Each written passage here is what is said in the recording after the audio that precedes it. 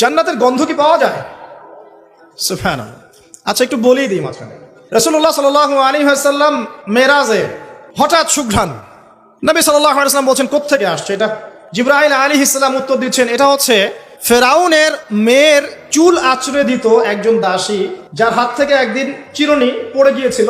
সে বলেছিল বিসমিল্লাহ বলে চিরুনি উঠিয়েছে, উঠে আবার আচরণ শুরু করেছে। এখন এর মেয়ে শুনে ফেলেছে বিসমিল্লাহ বলে উঠিয়েছে। সেই মেয়ে ফেরাউনকে বলল যে আপনাকে বাদ দিয়ে এই দাসী আরেকজনকে ইলাহ মানছে। তখন সেই দাসীকে গ্রেপ্তার করা হলো। তুমি কার উপাসনা করছো, কার ইবাদত করছো? সে দাসী বলছে আমি এক আল্লাহর ইবাদত করি।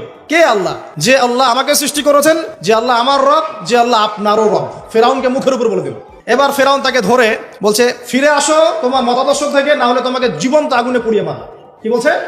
আগুনে পুড়িয়ে মার। তো সে ফিরে আসে না। তখন ফেরাউন দেখলো তার সন্তান সন্ততি আছে কিনা। সন্তানরা আমাদের সফট কর্নার না, সন্তানকে ডেকে আনা হলো। দুইটা বাচ্চা, দুইটা কি তিনটা বাচ্চা। বলছে ফিরে আসো, আমাকে ইলাহ বলে স্বীকার করো, না হলে তোমার সন্তানদেরকে আগুনে ফেলে দিব। সেই মহিলা বলছে আমার তো মাত্র 3টা সন্তান, আমার যদি এর চাইতেও বেশি সন্তান থাকতো তারপর আমি ফিরে আসতাম না। একে একে মায়ের চোখের সামনে এক এক করে বাচ্চাদেরকে জীবন্ত আগুনে পুড়িয়ে ফেলা হলো। শেষমেশ সেই মেয়েটাকেও, সেই দাসীকেও জীবন্ত আগুনে পুড়িয়ে দেওয়া হলো। নবী সাল্লাল্লাহু আলাইহি সাল্লামকে জিবরাইল আলাইহিস সালাম বলছেন ওই যে ফেরাউনের দাসী, অনেকে বলেছে তার নাম আসিয়া, এই নামটা কোরআনে নাই। নবীজি পেলেন তো? অন্য কোন নবী পেয়েছেন? অন্য কোন নবীর ক্ষেত্রে এটা দলিল পাওয়া যাচ্ছে না, কিন্তু নবী সাল্লাল্লাহু আলাইহি সাল্লামের ক্ষেত্রে দলিল পাওয়া যাচ্ছে। আচ্ছা, এটা গেল নবীর কথা। এই ঘটনা ঘটেছে মুসা আলাইহিস সালামের যুগে, আর নবী সাল্লাল্লাহু আলাইহি সাল্লাম ঘ্রাণ পাচ্ছেন মেরাজে। চিন্তা করতে পারেন কত বছর আগে ঘটনা ঘটেছে, আমরা জানতামই না। কিন্তু যদি মেরাজে নবী সাল্লাল্লাহু আলাইহি সাল্লামের কাছে সুঘ্রাণটা না আসতো। সুবহানাল্লাহ। এরপর কি? এটা তো নবীর ক্ষেত্রে গেল। সাহাবীদের ক্ষেত্রে কি হয়েছে? একজন সাহাবী যার নাম আনাস বিন নদর। কি নাম? আনাস বিন নদর। নামগুলো মনে রাখবেন। উহুদের মাঠে বিশাল যুদ্ধ হচ্ছে। আমরা জানি যুদ্ধের মধ্যে প্রথম দিকে মুসলিমরা প্রায় জয়লাভ করেই ফেলেছিল, কিন্তু একটা ভুল, অনলি একটা ভুল। কি ভুল? ওই জাবাল রুমার মধ্যে 50 জন তীরন্দাজ সাহাবীকে রেখে দেওয়া হয়েছে। নবীজি বলেছিলেন আমরা যদি মরেও যাই, আমাদের গায়ের গোশত যদি পাখি এসে খাওয়া শুরু করে, তোমরা নামবে না এখান থেকে। বুঝতে পারছেন? কমান্ড।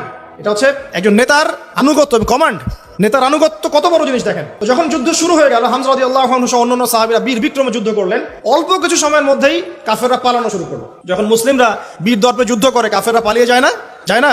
মুসলিমরা সবাই ঐক্যবদ্ধ যদি হতে পারতো, কোনো কাফেরের শক্তি ছিল নাকি ইসলামের দিকে চোখ তুলে তাকায়?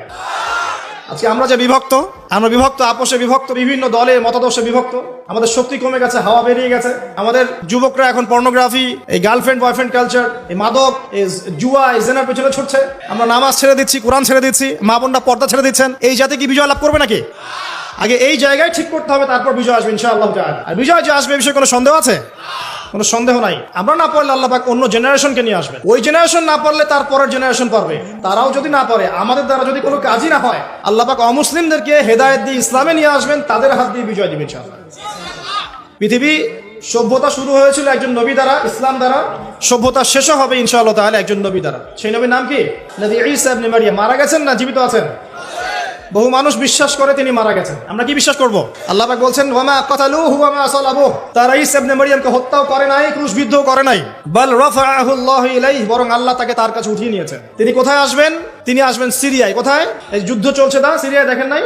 আর এখানে লক্ষ লক্ষ মানুষকে মারা হয়েছে, মা বোনদের ইজ্জত নেওয়া হয়েছে, বাচ্চাদেরকে হত্যা করা হয়েছে। এগুলো ইস্যু নিয়ে একটা টু শব্দ করার মতো সৎসাহস হয় নাই। যে ইস্যুগুলো নিয়ে কথা বললে কোনো বাধা বিপত্তি আসে না, সেগুলো নিয়ে ফেসবুক গরম করতে খুব ভালো লাগে। কথা বোঝে নাই? এই যে কয়েকদিন আগে যে হ্যালোইন একটা উৎসব হয়ে গেছে না, আরবদের নাকের ডগে আরবরাও করেছে না, একটা টু শব্দ করার সাহস হয়নি।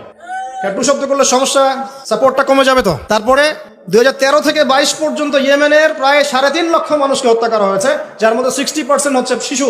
এই ইস্যু নিয়ে একটা কথা বলার মতো সাহস ঘোমটার হয়নি। আর কি অসংখ্য ইস্যু আছে পুরো মুসলিম বিশ্বে, যেখানে তাকাবেন সত্যিকারের মুসলিমরা আজকে নির্যাতিত, নিপীড়িত।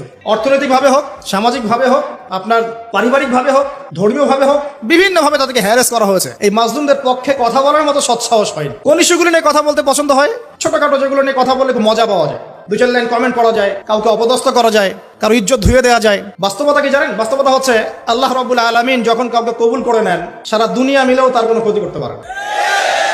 আর একটা বড় কথা বলি, মানুষের একটা কথা আছে যে স্পিরিচুয়াল প্রেজেন্স, মানে আধ্যাত্মিক উপস্থিতি বলে একটা কথা আছে। মানুষের ব্যক্তিগত প্রেজেন্সের চাইতে স্পিরিচুয়াল প্রেজেন্সটা অনেক বেশি ইম্পর্টেন্ট। কিভাবে বুঝাচ্ছি?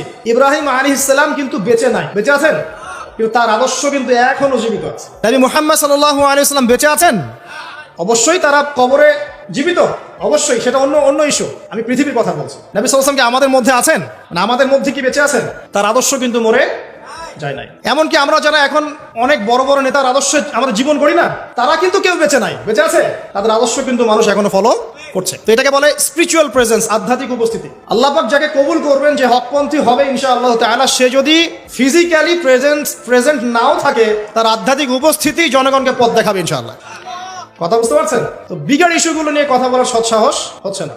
এখানে বলছিলাম যে তোমরা এই জাবাল রুমা থেকে নামবে না যদি আমাদের দেহটাকে পাখি খেয়েও ফেলে। সাহাবীগণ প্রথমে দেখলেন আমরা প্রায় জিতে যাচ্ছি, তারা নেমে আসলেন, বললেন আল গনিম আল গনিম। তখন একটা বিপর্যয় সৃষ্টি হলো। কি বিপর্যয়? খালিদ বিন ওয়ালিদ রাদিয়াল্লাহু আনহু 50 জন ঘোর সাওয়ারকে নিয়ে পিছন থেকে এই সুযোগে আক্রমণ করলেন। পিছন থেকে আক্রমণ হলো, আর আবু সুফিয়ানের বাহিনী যারা পালিয়ে যাচ্ছিল এরা আবার ইউটার্ন করলো। এই দুই চাপে পিষ্ট হয়ে উহুদের মাঠে সাহাবায়ে কেরাম রাদিয়াল্লাহু আনহুদের মধ্যে প্রায় 70 জন বড় বড় সাহাবী শহীদ হয়ে গেলেন। কতজন? প্রায় 70 জন বড় বড় সাহাবী। এবং তাদের মধ্যে আনসার সাহাবীদের আত্মত্যাগ ছিল বীরত্বপূর্ণ। এমনকি নবী সাল্লাল্লাহু আলাইহি ওয়াসাল্লামকেও সেদিন মার খেতে হয়েছে, দাঁত মোবারক শহীদ হয়ে গেছে, পায়ের মধ্যে আঘাত পেয়েছিলেন, এই ভ্রুর মধ্যে কড়া ঢুকে গিয়েছিল। তার পাশে মাত্র 9 জন সাহাবী ছিলেন যখন তাকে আক্রমণ করা হচ্ছে। একে একে সাহাবীরা শহীদ হতে লাগলেন। তালহা রাদিয়াল্লাহু আনহুর কথা বলা যায়, তিনি নবীজিকে নিজে ঘাড়ে করে নিয়ে উহুদ পাহাড়ের উপর উঠে গিয়েছেন, এত শক্তি ছিল তার গায়ে। আমরা যুব সমাজ কি শিক্ষা নেবে এখান থেকে? এভাবে মাদকের সাথে লাইফ লিড করলে তো হবে না। এভাবে যদি জেনা করলে তো আপনি ফিজিক্যালি স্ট্রং থাকতে পারবেন না, মানসিকভাবে স্ট্রং থাকতে পারবেন না। পর্নোগ্রাফিতে আসক্ত হলে তো আপনার শরীরে এনার্জি থাকবে না।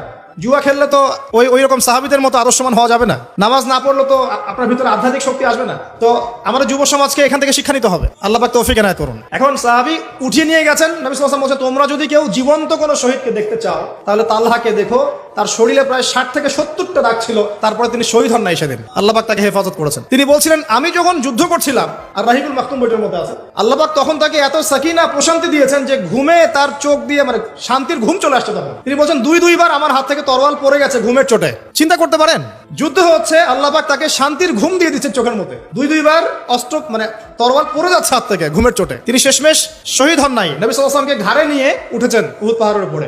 নবীজি বলছেন, তোমরা কেউ জীবন্ত শহীদকে দেখতে চাও, তালহাকে দেখো, সে জান্নাত ক্রয় করে নিয়েছে। আবু বকর রাদিয়াল্লাহু আনহু বলতেন, উহুদের দিনটা হচ্ছে তালহার দিন। তালহা যে বীরত্ব দেখিয়েছে উহুদের দিনে, সে এই কাজ দিয়ে ইনশাআল্লাহ জান্নাত ক্রয় করে নিয়েছে। কথা বুঝতে পারছেন?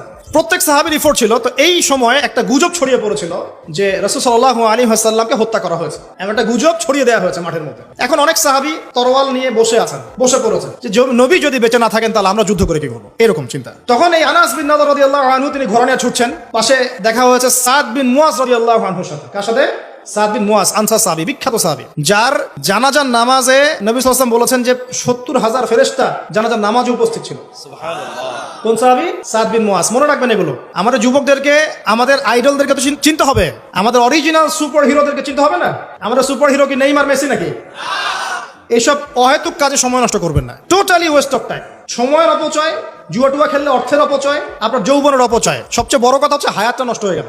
হায়াত নষ্ট হয়ে গেল। হ্যাঁ, খেলবেন, আমি তো খেলার পক্ষের মানুষ নাকি? খেলবেন যে খেলাতে আপনার ফিজিক্যাল উপকার আছে, ফরজ ওয়াজিব তরক হচ্ছে না। খেলতে গিয়েছেন, নামাজ মিস হলে খেলা চলবে না। ফিজিক্যাল স্ট্রাকচার ঠিক রাখার জন্য, স্ট্যামিনা বাড়ানোর জন্য, ফিজিক্যালি ফিট থাকার জন্য আপনি কায়িক খেলা কিছু খেলতে পারেন।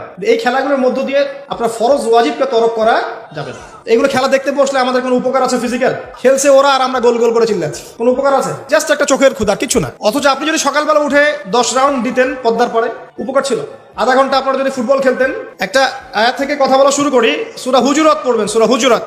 এই সূরার প্রথম 4টা আয়াত পড়লে বুঝতে পারবেন আল্লাহ রাব্বুল আলামিন সাহাবীদেরকে শিক্ষা দিচ্ছেন। কাদেরকে? নবীর সাহাবীদেরকে শিক্ষা দিচ্ছেন যে যখন রাসূল সাল্লাল্লাহু আলাইহি ওয়াসাল্লাম কথা বলবেন, তোমরা তার কণ্ঠস্বরের উপরে তোমাদের কণ্ঠস্বর নিয়ে যাবে না। যদি রাসূলের কণ্ঠস্বরের উপরে তোমাদের গলার ভয়েস চলে যায়, তোমাদের আমল ধ্বংস হয়ে যাবে, তোমরা টেরই পাবে না। এখন রাসূলের কথাগুলো কারা বলেন? আলেম ওলামারা, দিনে দায়ীরা, মুআল্লিম, মুবাল্লিগরা।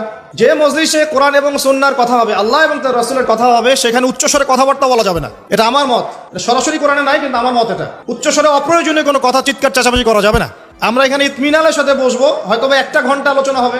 এই 1টা ঘন্টা আমরা আপোষে কোনো কথাবার্তা বলবো না ইনশাআল্লাহ। মোবাইল ফোনে এত ব্যস্ত হওয়ার কোনো প্রয়োজন নাই। রেকর্ড হচ্ছে, আমাদের অফিসিয়াল মিডিয়া আছে ইনশাআল্লাহ। সময় মতো ইউটিউবে পেয়ে যাবেন ইনশাআল্লাহ। টেনশনে কিছু নাই। তখন ডাউনলোড করতে পারবেন, শেয়ারও করতে পারবেন।